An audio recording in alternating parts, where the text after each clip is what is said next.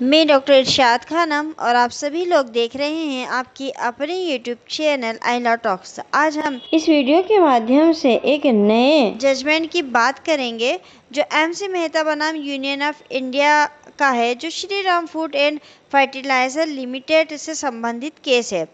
इसके विषय में चर्चा करने से पहले हम आपको बता दें कि MC मेहता ने सन 1984 के बाद से भारत के सर्वोच्च न्यायालय के कई ऐतिहासिक फैसले जीते हैं, जिनमें भारत में सीसा रहित गैसोलीन शुरू करना और गंगा में प्रदूषित होने वाले औद्योगिक प्रदूषण को कम करना, ताजमहल को नष्ट होने से बचाना, ये सब इसमें शामिल है। MC मेहता बनाम भारत संघ मामले में पर्यावरण वकालत और पूर्ण दायित्व के सिद्धांत की स्थापना में महत्वपूर्ण भूमिका निभाई है। चलिए हम इस विषय पर चर्चा करते हैं, जो कि MC मेहता बनाम यूनियन ऑफ इंडिया से संबंधित है। और क्या था ये मामला? तो दिल्ली में Shri Ram food fertilizer and private limited से ओलियम गैस रिसाव का मामला है। भोपाल गैस त्रासदी से इसकी समानता, इसकी बढ़ती जागरूकता और महत्व का एक कारण है। Shri Ram food and fertilizer limited ये दिल्ली स्थित एक निजी स्वामित्व वाला उर्वरक संयंत्र शहर के घनी आबादी वाले इलाके कृति नगर में स्थित था, जहां पर लगभग 2 लाख लोगों का घर था। कारखाने की रासायनिक प्रक्रियाओं के कारण इससे खतरनाक पदार्थ उत्सर्जित होते थे, जिससे सार्वजनिक जीवन प्रभावित होता था। जनहित याचिका के एक वकील थे MC मेहता, जिन्होंने 4 और 6 दिसंबर 1985 को अनुच्छेद 21 और 32 के तहत सुप्रीम कोर्ट में एक रीट याचिका दाखिल की, जिसमें कारखाने के श्रीराम कास्टिक क्लोरीन और सल्फ्यूरिक एसिड प्लांट को बंद करने और स्थानांतरित करने की मांग की थी।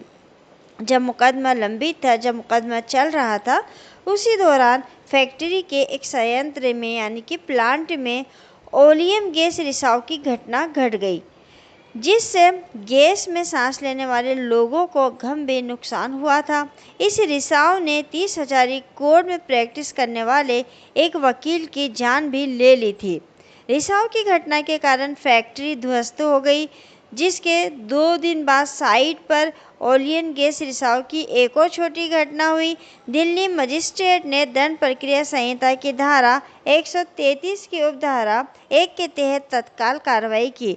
इस मामले में श्रीराम फूड एंड फर्टिलाइजर को क्लोरीन, सुपर फ्लोरीन, ओलियन फास्फेट आदि खतरनाक पदार्थों का निर्माण बंद करने का आदेश भी दिया गया। CRPC के सेक्शन 133 के अनुसार इस धारा का उपयोग तभी किया जा सकता है जब बड़े पैमाने पर जनता के खिलाफ उपद्रव हो।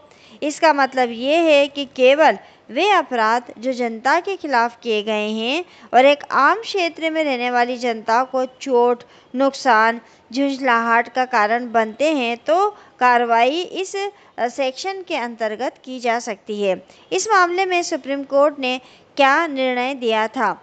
सर्वोच्च न्यायालय ने पूर्ण दायित्व सिद्धांत की शुरुआत करते हुए श्री राम जैसे उद्योगों के मामले में जो स्वाभाविक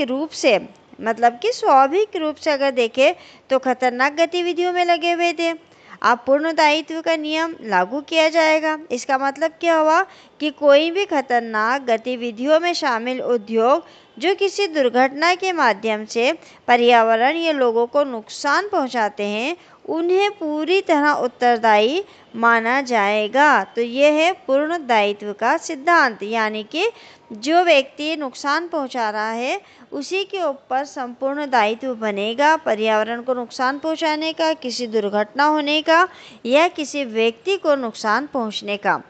इस मामले में मुख्य न्यायाधीश थे भगवती ने ओलियस गैस जैसे खतरनाक पदार्थों के रिसाव से दिल्ली के लोगों की सुरक्षा के प्रति अपनी गहरी चिंता जताई। उनका विचार था कि हम रासायनिक या खतरनाक उद्योगों को समाप्त करने की नीति नहीं अपना सकते, क्योंकि वे जीवन की गुणवत्ता में सुधार करने में भी मदद करते हैं। उन्होंने चिंता तो जताई थी, लेकिन साथ में उन्होंने ये भी कहा कि हम रासायनिक और खतरनाक उद्योग हैं, इनको ख़त्म नहीं कर सकते हैं। क्यों नहीं ख़त्म कर सकते हैं? क्योंकि ये मानव के जीवन को में जो गुणवत्ता आ रही है, मानव के जीवन में जो सुधार आ रहा है, जो तरक्कियां हो रही हैं, वो इस वजह से भी हो रही हैं। ये रासायनिक जो पदार्थ हैं ये मदद भी करती हैं। इसलिए भले ही खतरनाक उद्योगों को विकसित करना होगा, क्योंकि वे आर्थिक विकास और लोगों की भलाई के लिए, उन्नति के लिए महत्वपूर्ण है। अब इस केस का महत्व क्या है? तो ये पर्यावरण के महत्वपूर्ण मामलों में से एक मामला था। रॉयलेट बनाम फ्लेचर का वाद जो है वो आपने अपकृत्य विधि में पढ़ा होगा। अगर नहीं पढ़ा होगा तो आप अपकृत्य विधि के जो वीडियोस बने हुए हैं, अपलोड किए हुए हैं, उसमें आप रॉयलेट बनाम फ्लेचर के केस को आप देख लीजिएगा, जिसमें कठोर दायित्व का नियम लागू किया गया था। इस सिद्धांत के आधार पर, यानी कि कठोर दायित्व के सिद्धांत के आधार पर, उद्योग मालिक या संचालक अपनी संपत्ति पर किसी भी स्वाभाविक रूप से खतरनाक कृत्य के लिए उत्तरदायी होंगे। हालांकि कठोर दायित्व के सिद्धांत में कई बचाव और सीमित अपवाद थे, जिनमें भगवान के कार्य का बचाव भी शामिल था। यानी जो प्राकृतिक आपदा होती है, भगवान के द्वारा जो कार्य किया जाता है, अगर उससे कोई दुर्घटना घटेगी तो ये उसके बचाव में, कठोर दायित्व के सिद्धांत के बचाव में शामिल हो जाएगा।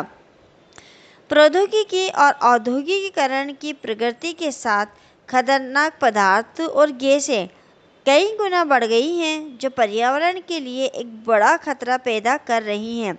इसलिए ऑलियम गैस रिसाव मामले में सख्त दायित्व के सिद्धांत को पूर्ण दायित्व से बदल दिया गया है। ये मामला भारतीय न्यायपालिका के इतिहास में एक आवश्यक अध्याय है, क्योंकि पहली बार सुप्रीम कोर्ट ने अपने बचाव और नुकसान का दावा किए बिना गैस रिसाव के लिए एक कंपनी को पूरी तरह से जिम्मेदार ठहराया था। इसके अलावा इस मामले ने सभी उद्योगों के लिए सख्त सुरक्षा उपाय करने में एक उदाहरण भी प्रस्तुत किया था। तो ये था MC मेहता बनाम union of India Shriram fruit and fertiliser limited का मामला, जो कि ऐतिहासिक मामला था और इसमें जो कठोर दायित्व के सिद्धांत को भारत में लागू किया गया था। ये वीडियो आपके लिए कितना महत्वपूर्ण था, आपको कितना पसंद आया, आप हमें कमेंट्स करके ज़रूर बताइएगा। कमेंट्स के साथ साथ लाइक करिए, शेयर करिए। मिलेंगे अगले वीडियो में एक नए विषय के साथ। तब तक के लिए शुक्रिया, धन्यवाद।